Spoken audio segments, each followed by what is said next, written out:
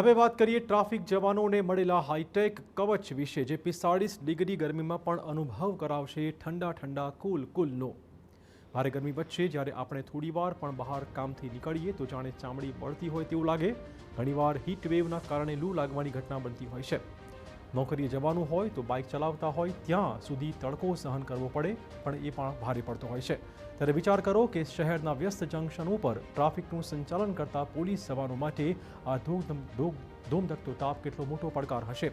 અમદાવાદમાં ભર તડકે ફરજ બજાવતા ટ્રાફિક જવાનોને ગરમીથી બચાવવા માટે ઠંડક આપતા જેકેટ આપી દેવાયા છે, જેથી હવે શહેરના રસ્તા પર ટ્રાફિકના જવાનો માત્ર વર્દીમાં જ નહીં પરંતુ હાઈટેક કુલિંગ જેકેટમાં સજ્જ જોવા મળશે। જવાનોને આપવામાં આવેલા આ કુલિંગ જેકેટમાં મિની ફેન લગાવવામાં આવ્યા છે, જે બેટરીથી ચાલતા હોય છે અને સતત હવાનું સર્ક્યુલેશન યથાવત રાખતા હોય છે। જેકેટની અંદર હવાની અવરજવર થવાથી શરીરનું તાપમાન નિયંત્રિત રહે છે અને ગરમીની અસર ઘટી જાય છે। આ જે કુલિંગ જેકેટ છે એ પહેરવામાં એકદમ હળવા છે।